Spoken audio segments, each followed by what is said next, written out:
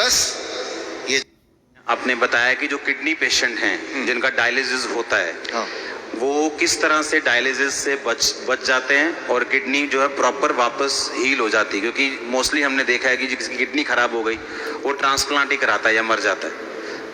ये एक इम्पॉर्टेंट बात है जो मैं आपको बताना चाहता हूँ ताकि आप इसको उन लोगों तक पहुँचाएं जिनको इसकी ज़रूरत है। ऐसे बहुत सारे लोग हैं लाखों में जो हर दूसरे दिन या तीसरे दिन डायलिसिस कराते हैं। पहले तो समझना पड़ेगा डायलिसिस क्या है। बहुत ही सिंपल है, आधे मिनट में समझ जाएंगे। आप जो भी कुछ खाते हैं पीते हैं उसमें कुछ चीज़ें बॉडी उपयोग में लाता है, एनर्जी में कन्वर्ट करता है, कुछ चीज़ें बॉडी यूज़ नहीं कर पाता है, तो आप यूरिन पेशाब के रास्ते उनको बाहर फेंक देते हैं। तो वो पेशाब कैसे बनता है, वो किडनी का काम होता है। उसके अंदर वो सारी चीज़ें हैं पेशाब में जो बॉडी को नहीं चाहिए, तो बॉडी ने उसको बाहर भेज दिया। क्रेटनाइन है, यूरिया है, यूरिक एसिड है, ऐसे बहुत सारी चीज़ें, छोटे मोटे प्रोटीन हैं अलग अलग तरह के जो बॉडी को नहीं चाहिए, तो बॉडी ने पेशाब किया। आप बोलेंगे अरे मुझे पेशाब आ रहा है, तो वो किडनी ने बाहर भेजने का तैयारी कर ली है और आप गए और आपने अपने आप को हल्का किया, ठीक हो गया। ये तो हुआ नॉर्मल। आपका बॉडी खुद ही आपका डायलिसिस कर रहा है। डायलिसिस ये है, हमारा बॉडी हमारे अंदर की जो चीज़ जो हमें नहीं चाहिए वो बाहर फेंकने का रास्ता बनाया, इसे कहते हैं डायलिसिस। यानी कि हमारे सबकी बॉडी करती है इसको। अगर वो करना बंद कर दे, किडनी अपना काम करना बंद कर दे, अब जब मैं पानी पी रहा हूँ और बॉडी को उनमें से कई सारी चीज़ नहीं चाहिए लेकिन बाहर का रास्ता बंद है, तो बॉडी क्या करेगा, गुब्बारे की तरह, बैलून की तरह उस पानी को, उस फ्लूइड को बॉडी में ही इकट्ठा होता रहेगा। ऐसे लोगों के पैर आप देखेंगे हाथी की तरह हो जाते हैं, सूज जाते पैर, हाथ सूज जाते हैं, पैर हाथ सूज जाते हैं, गले मुंह सूज जाता है। तो क्या है, उनका जो यूरिन आउटपुट है, पेशाब या तो कम हो गया है या खत्म हो गया है। अगर आपसे बोलें कि एक दिन बिना पेशाब किए रहना है, इम्पॉसिबल, कितना दर्दनाक हो सकता है। और ऐसे लोग फिर मशीन की मदद लेते हैं। वो मशीन वो खींचता है खून में से वो ऐसे पानी जो खराब है और निकाल के बाहर करता है। इसका मतलब हर दूसरे दिन उसको ऐसा करना पड़ता है और दूसरे दिन तक बॉडी में पानी जमा रहता है। और जबकि बॉडी में पानी जमा रहेगा तो उसका हार्ट के ऊपर भी बोझ है, लंग्स के ऊपर भी बोझ है। हर दिन वो कमजोर होता जा रहा है, हर दिन वो मरता जा रहा है, डायलिसिस कराने के बावजूद भी या डायलिसिस कराने की वजह से भी, क्योंकि डायलिसिस भी किडनी को और फर्दर खराब करती है। तो अब आपको समझ आ गया कि प्रॉब्लम क्या है, डायलिसिस किसे कहते हैं, किडनी खराब होना किसे कहते हैं। ऐसे लोगों को पहचानेंगे कैसे, आप जब देखेंगे। हम कैसे पहचानते हैं ऐसा पेशेंट को, कोई रिपोर्ट की ज़रूरत नहीं है मुझे, आपको भी ज़रूरत नहीं है। आप सिर्फ ऊपर से नीचे देखेंगे, अगर पैर हाथ में सूजन है थोड़ा बहुत भी, तो समझ लीजिए कि किडनी फेलियर की तरफ आप बढ़ चुके हैं। लेकिन घबराने की बात नहीं है। पहली बात, जब सूजन होती है बॉडी में, पानी जम जाता है तो सांसें भी नहीं ले पाता है, मुश्किल से लेता है, तो ये भी गड़बड़ है। वो चलता है थक जाता है, ये भी गड़बड़ है। तो ये तो हो गया। अब करना क्या है, सोल्यूशन क्या है, आपके बॉडी के अंदर से पानी को निकालना है। उसके लिए बड़ा आसान गॉड का दिया हुआ सोल्यूशन आपके पास ही है इसी वक्त। तीसरा kidney, third kidney. Third kidney किसे कहते हैं, आपका स्किन, सबसे बड़ा बॉडी का ऑर्गन। आपके स्किन में देखेंगे छोटे छोटे छेद हैं, है ना। तो ये जो छेद हैं, ये छेद से पसीना निकलता है। आप पसीने का एक बूंद लीजिए, पेशाब का एक बूंद लीजिए, दोनों को लैब में ले जाइए। अब पूछिए कि इसमें क्या है। पेशाब के एक बूंद में क्रेटनाइन, यूरिया, यूरिक एसिड, वो सारा कुछ मिलेगा जो पसीने के एक बूंद में मिलेगा। अच्छा, हाँ, यानी कि पसीना और पेशाब सेम है, अलग अलग नहीं है, बिल्कुल सेम है। केमिकल कॉम्पोजिशन दोनों का सेम है, उसमें भी सोडियम है, उसमें भी सोडियम है, उसमें भी पोटेशियम, उसमें भी पोटेशियम है। आपका पसीना एक तरह से बॉडी का पेशाब का ही एक और फॉर्म है।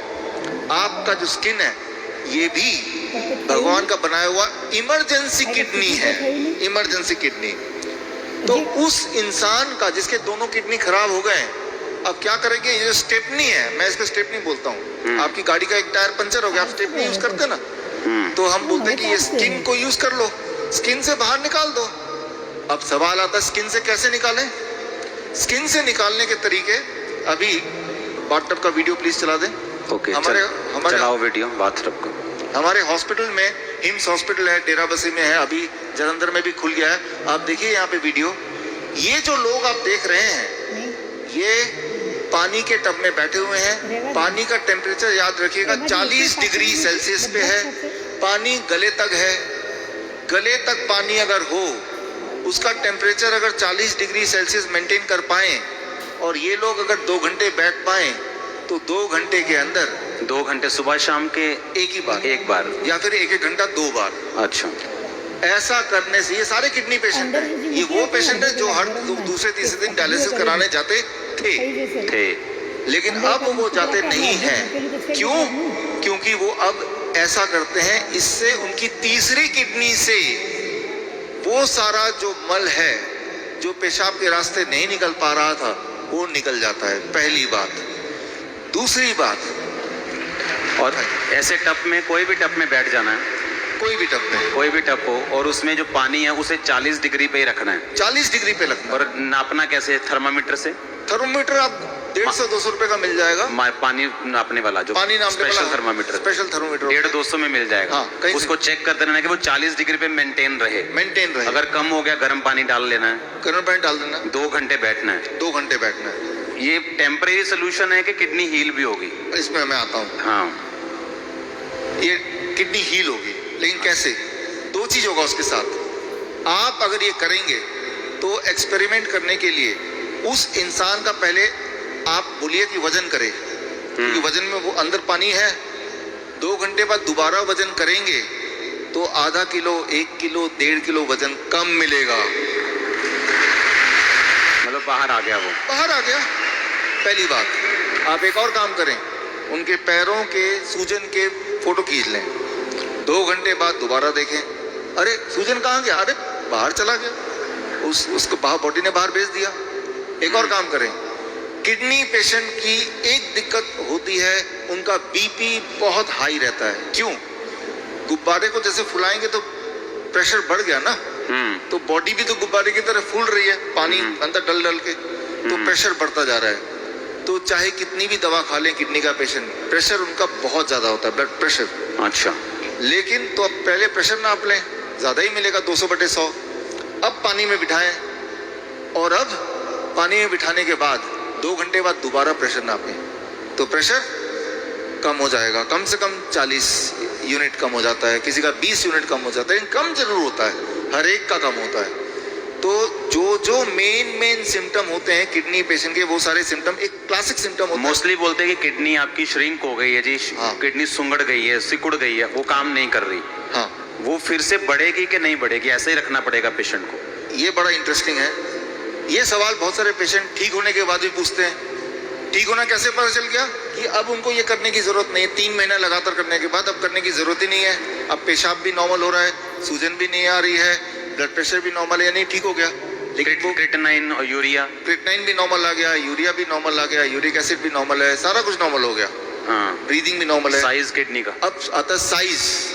तो साइज के लिए वो बोलता है, तो DTPA स्कैन करने बोलते हैं। हालांकि हम रिकमेंड नहीं करते, लेकिन स्कैन कराते हैं। तो पहले वाला साइज उसके पास था, पहले भी स्कैन कराया था, 3 महीने बाद दोबारा स्कैन कराते हैं। तो स्कैन में वो साइज बढ़ी हुई दिखाई देती है, मतलब वो किडनी जो है वो बढ़ चुकी है, फिर से साइज उसका अच्छा हो रहा है, अच्छा हो गया। और ये स्कैनिंग बताती है। हाँ, और वो जो स्कैनिंग बताती है, वो स्कैन पहले और बाद के वो किताब में है। और ये किताब मैं चाहता हूँ कि आपके हाथों से इसका लॉन्च हो जाए। हाँ, ठीक है। हाँ, और ये जो किताब को बनाने में, ऑब्जर्वेशन स्टडी में जिन्होंने मुख्य भूमिका निभाई है, हमारे डॉक्टर संजीव सूद जी हैं। आप भी एक बार आ जाएं।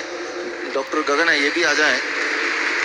दयानंद आयुर्वेदिक कॉलेज में इन्होंने हमारे साथ मिलके हमें मदद करते हुए इस चीज़ को दुनिया तक पहुंचाने के लिए काम किया। प्लीज़ आ जाएं। डॉक्टर अनु, प्लीज़ कम। किताबें और भी हैं, 2 ले आते हैं। इसका नाम है प्रत्यारोपण, यानी किडनी ट्रांसप्लांट का अंत। किडनी, आपकी खुद की किडनी ही काम करेगी, किसी और की किडनी की कोई आवश्यकता नहीं है।